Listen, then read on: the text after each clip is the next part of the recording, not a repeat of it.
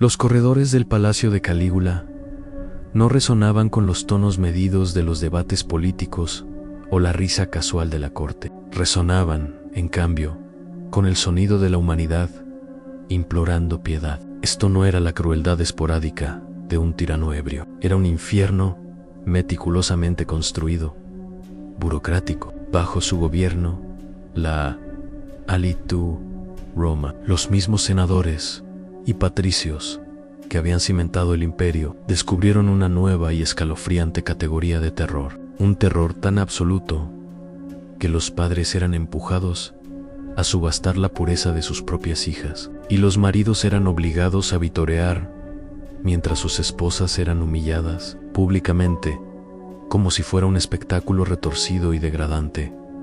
Esto no era locura aleatoria, era intentional, un sistema calculado donde la crueldad no era una excepción, era la rutina diaria, una política sancionada por el Estado. La verdad más escalofriante, todo estaba registrado en archivos oficiales, catalogado con el mismo desapego escalofriante que cualquier gasto mundano del imperio. Cada horror tenía un precio, un número de entrada y un procedimiento. Y a través de este mecanismo horrible y sofisticado, el imperio más grande del mundo antiguo, la civilización que afirmaba definir la lex ley y el ordo orde n, se inclinó ante una máquina de depravación organizada para entender cómo Roma llegó a ese punto, cómo sus cimientos morales se hicieron añicos por completo. Tenemos que rebobinar hasta el momento en que un joven sonriente, una visión de esperanza dorada, fue aclamado como el gran salvador de Roma, antes de sumergirnos más profundamente en este descenso espeluznante. Te pedimos que nos ayudes a asegurar que estas exploraciones históricas más oscuras lleguen a su audiencia. Dale me gusta y suscríbete para no perderte ninguna de nuestras inmersiones históricas más profundas y oscuras. 2. El ascenso de la botita Calígula a Gaius Julius Caesar Germanicus, conocido en el mundo por el apodo inocente y afectuoso de Calígula, que significa Bochitau Gisodado. Derivado de las caligae militares en miniatura que usaba de niño, era el hijo adorado de Germanicus, el general más querido de Roma. En su ascenso al poder en el 37 XT no solo fue bienvenido, fue recibido como un milagro, una corrección cósmica. La gente celebró durante 100 días completos. Esta no fue solo una transición de poder, fue un festival de alivio, un aliento nacional exhalado tras una larga sofocación. Para la multitud, él representaba la continuación de una dinastía legendaria, un vínculo vivo con el venerado Augusto. Los senadores, desgastados por la paranoia sofocante y la reclusión del emperador Tiberio, finalmente se relajaron. Nadie imaginó que este joven carismático, bien educado y encantador, que había sobrevivido al pozo de víboras de la corte, se convertiría en el cerebro detrás del sistema más estructurado de corrupción moral que Roma jamás presenciaría.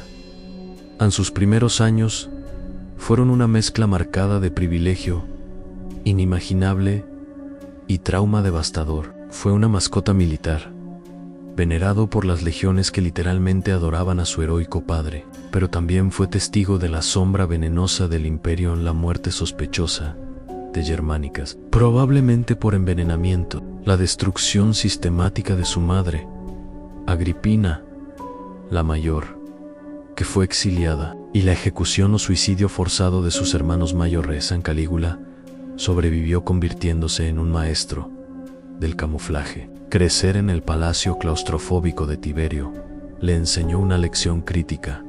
En Roma, la supervivencia dependía de parecer inofensivo, tonto, no amenazante. Se convirtió en un maestro supremo e instintivo del fingimiento, enterrando su verdadera y compleja naturaleza bajo una máscara de sumisión juvenil. Cuando tomó el trono, todo parecía prometedor. Redujo impuestos, liberó prisioneros políticos, organizó espectaculares juegos públicos y mejoró la infraestructura de Roma, construyendo acueductos, reparando carreteras principales y recompensando a las legiones. Roma lo adoró. La diferencia era asombrosa. Donde Tiberio se aisló, Calígula caminaba abiertamente entre la gente, compartía comidas con los senadores y se mostraba generoso. El pueblo creía sinceramente que los dioses les habían concedido al gobernante ideal. 3. La fiebre y la transformación luego. El cambio repentino y cataclísmico. En el otoño del 37 XTNC, una misteriosa y violenta enfermedad lo postró. Pasó semanas al borde de la muerte. Los médicos de la corte documentaron fiebres más altas de lo que creían que un cuerpo humano podría sobrevivir. Convulsiones violentas que requirieron que varios hombres lo sujetaran, y episodios delirantes en los que afirmaba estar hablando directamente con Júpiter mismo, exigiendo conocer su destino. En Roma estaba paralizada. Los sacerdotes sacrificaban sin cesar. Los ciudadanos incluso prometieron sus propias vidas por su recuperación. Y cuando finalmente abrió los ojos, algo fundamental dentro de él era irrevocablemente diferente. La primera señal fue escalofriantemente sutil. Ordenó que la cabeza de cada estatua de cada dios en Roma fuera reemplazada por su propia efigie. Después de eso, el cambio se hizo imposible de ignorar. El cuerpo de una persona revela la verdad mucho antes que sus palabras. Y el cuerpo de Calígula, después de esa enfermedad, contaba una historia de profunda perturbación. Sus ojos, antes vivos y cálidos, se volvieron huecos y depredadores. Con las pupilas antinaturalmente dilatadas, desarrolló un insomnio implacable, deambulando por el palacio durante la noche, susurrando a las estatuas, hablándole a la luna y respondiendo a enemigos invisibles. Los sirvientes a menudo lo encontraban al amanecer, desnudo en los jardines del palacio, cubierto de tierra, afirmando que había estado plantando el destino de Roma. Pero lo que plantó no fue un futuro, fue el cimiento de un descenso a algo mucho más oscuro. 4. El culto imperial de la blasfemia. El descenso comenzó dentro de su propio hogar, con sus hermanas Andrusila, Julia Livilla y Agripina la Menoran. Ya no eran solo su familia, se convirtieron en las primeras víctimas e instrumentos de lo que se convertiría en una política estatal de destrucción moral. En su fijación en Drusila fue la más extrema. La llamó su Diana, la diosa de la casa, tratándola como si fuera su emperatriz en eventos públicos, sentándola en lugares reservados solo para esposas imperiales. Cuando Drusila murió en el 38 XTNC, Calígula entró en una rabia frenética. Ordenó un período de luto oficial, tan estricto que la risa, el baño e incluso las comidas familiares estaban prohibidos. Cualquiera que mostrara felicidad era ejecutado, pero su dolor no era amor, era la furia de alguien que sentía que su propiedad le había sido robada por la propia muerte. Con Drusila fuera, su atención se desvió hacia sus hermanas restantes y luego hacia las hijas y esposas de la élite de Roma. Aquí es donde realmente comenzó el sistema. En Calígula obligó a mujeres nobles a participar en actos ritualizados con senadores y otros, mientras él observaba desde un trono dorado especialmente diseñado, tomando notas meticulosas sobre quién parecía ansiosa, quién dudaba y quién simplemente intentaba ser cortés. Estas notas se utilizaron más tarde como palanca política. Un senador que se comportó con entusiasmo hacia Julia Livilla, de repente, comenzó a apoyar cada orden imperial, sin cuestionar. Otro que mostró reticencia encontró a su hijo pequeño desaparecido, y días después, se lo devolvieron dañado para siempre, castrado como advertencia. La señal era inconfundible en la Roma de Calígula. La neutralidad no existía. Todos podían convertirse en un ofensor o una víctima, a menudo ambos, a la vez. 5.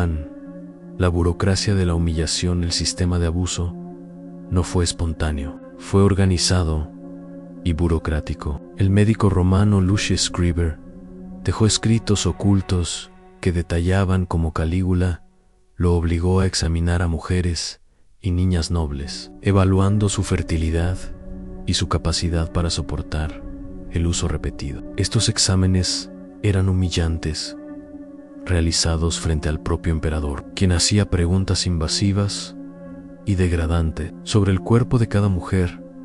A las tarifas y los precios estaban estandarizados. Calígula había transformado la depravación personal en una estructura gubernamental, una máquina diseñada para aplastar la dignidad, eliminar la resistencia y convertir a la nobleza de Roma en instrumentos obedientes de su poder. Los precios se catalogaban con escalofriante precisión: 16 sestercios por una noche con la esposa de un senador, 2.000 sestercios por su hija virgen, 5.000 sestercios si quería a ambas a la vez.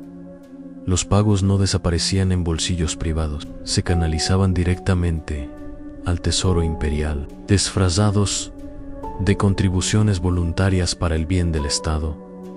El propio palacio se convirtió en lo que Calígula insistió en llamar un templo de servicio divino. Esto no era una metáfora. Reacondicionó habitaciones, corredores y rituales para que funcionaran como una máquina sacramental. Estaba la sala de Júpiter, utilizada para los abusos ritualizados del emperador. Donde él se presentaba como un dios viviente, estaba la cámara de Venus, escenario de ceremonias forzadas que obligaban a las matronas nobles a recreaciones de escenas míticas. Incluso había un salón asociado con Príapo, donde se llevaban a cabo actos de humillación contra aquellos que el emperador elegía, a los hombres que habían construido Roma. Los senadores fueron obligados a caminar por esos mismos salones de travertino, a escuchar lo que sucedía y a guardar silencio. Envían el mecanismo de la violación. Estatal. El sistema era intrincado más allá de la imaginación. Las primeras en la cadena eran las esposas de los senadores, reclutadas en lo que el emperador llamaba el culto imperial. Seguían horarios, vestían uniformes designados, sedas sirias, transparentes, tan finas que eran virtualmente ceremoniales, y realizaban rituales de acuerdo con estrictos cronogramas. Luego venían las hijas, niñas de tan solo 12 años, eran introducidas en el régimen bajo el pretexto de la instrucción divina, pero Calígula no se detuvo en la humillación.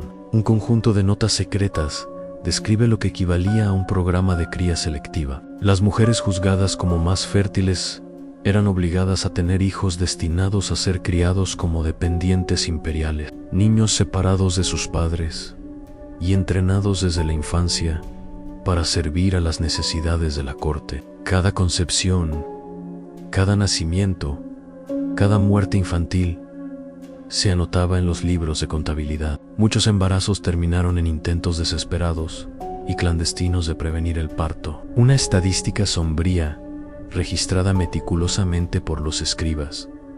Los hombres tampoco estaban exentos. Calígula ordenó la feminización de los hijos de las casas patricias, vistiéndolos con túnicas de azafrán diáfanas, pintando sus rostros con plomo blanco y bermellón, y enseñándoles a moverse de maneras que él encontraba agradables. Estos chicos eran paseados en banquetes y subastados por la noche. La participación del emperador rara vez se trataba de deseo, se trataba de dominación. Cada violación pública era una declaración política deliberada.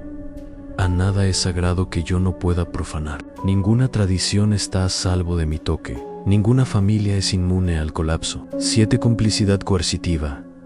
El horror final, quizás la innovación más salvaje, fue como reclutó a las familias en su propia ruina en complicidad coercitiva. Muchos padres fueron obligados no solo a presenciar, sino a colaborar. Se convirtieron en portadores de antorchas en procesiones, signatarios de contratos que consentían el servicio de sus esposas e hijas. El Senado fue presionado para aprobar leyes que disfrazaban el abuso con legitimidad religiosa. Un estatuto declaraba el cuerpo del emperador sagrado, enmarcando cualquier unión con él como una forma de adoración. Fue una arquitectura legal construida para santificar sus violaciones. Calígula descubrió una crueldad más allá de la fuerza física. Convirtió a las familias en instrumentos de su propia destrucción. El senador Cornilies es el caso por excelencia. Cuando fue convocado para entregar a su esposa Livia, se levantó en el Senado y se negó. Fue un acto público de desafío, valiente, pero fatal. A la mañana siguiente, el hijo de 8 años de Cornilias fue descubierto en los escalones del Senado, mutilado, vivo y portando un mensaje inconfundible grabado en su carne. La advertencia funcionó. Esa tarde, Cornilias entregó a Livia al emperador. Meses después, cuando ella concibió por decreto imperial, Cornilias fue obligado a reconocer al niño como el heredero legítimo, abandonando cualquier reclamo de sus otros hijos. El Senado votó por unanimidad que cualquier hijo del emperador, de cualquier origen, superaba en rango a los hijos nacidos en matrimonios legítimos. La humillación se hizo ley 8.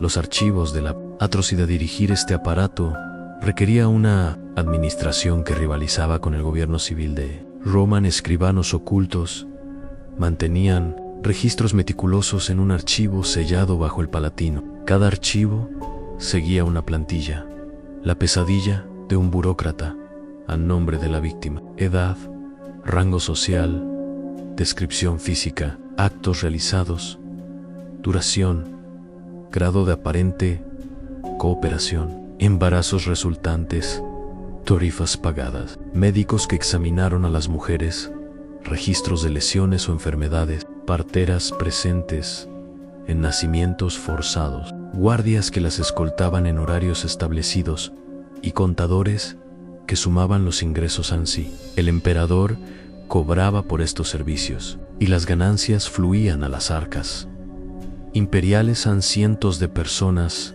se convirtieron en engranajes de esta máquina. Fiscales de la propiedad, cuidadores de la vestimenta ritual, parteras oficiales, los escribas que redactaban las listas, guardias que hacían cumplir los horarios y contadores que equilibraban los libros. La dispersión de la responsabilidad facilitó que los individuos evitaran la propiedad moral. Nadie se presentaba solo como el monstruo. Todos podían afirmar que simplemente estaban cumpliendo una función en ciertas noches.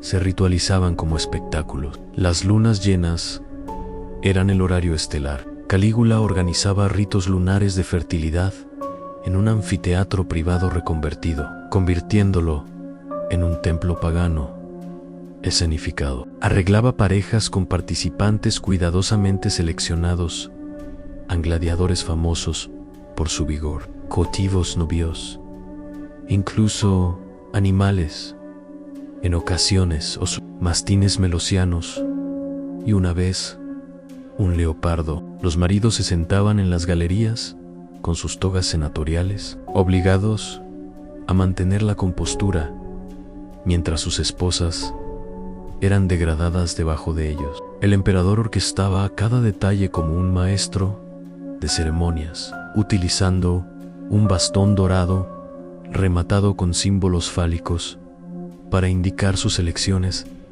9. La economía del silencio y la cicatriz es toda. Una economía sumergida creció alrededor de las necesidades del palacio. Boticarios clandestinos suministraban abortos. Los médicos abrían consultas centradas en la reparación y reconstrucción. Todos los que tocaban el sistema cobraban una tarifa. Todos los que lo tocaban se beneficiaban. La codicia lubricaba la complicidad, la vanidad, el miedo, la ambición.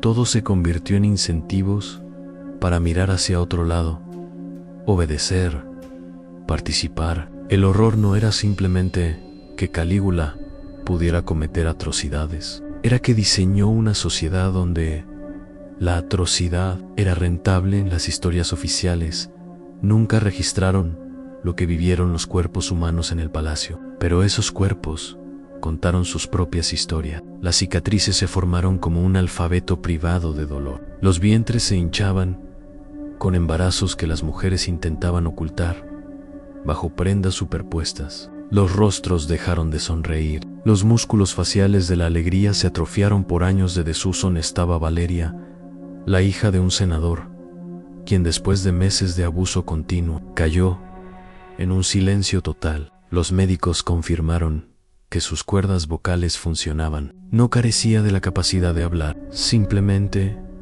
había perdido el lenguaje para describir lo que soportó.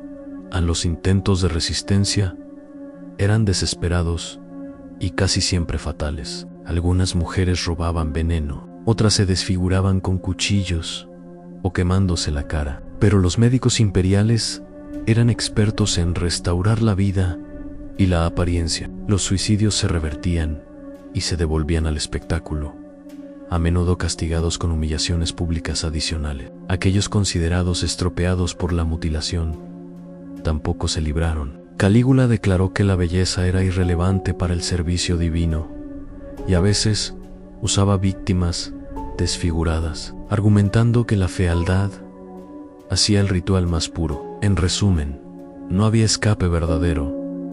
En el archivo imperial se hinchó con miles y miles de registros. Calígula a veces exhibía el propio libro Mayo Ere como un instrumento de terror. Leía selecciones en voz alta en el Senado, seleccionando nombres y entradas al azar, obligando a padres y maridos a escuchar las descripciones clínicas de lo que se había hecho a sus esposas e hijas. En entrada 346, San Julia, esposa de Marcas Antonias. 4 horas, 6 participantes, embarazo confirmado. La desgracia pública era parte de la sentencia Exan, el acto final y la herencia oscura a la guardia pretoriana. Los protectores de élite del emperador no fueron meros espectadores, estaban incrustados en el sistema, a menudo recompensados con víctimas después del uso imperial. Uno de esos hombres era Cassius Chaerea, un soldado veterano que había sido objeto de burla y humillación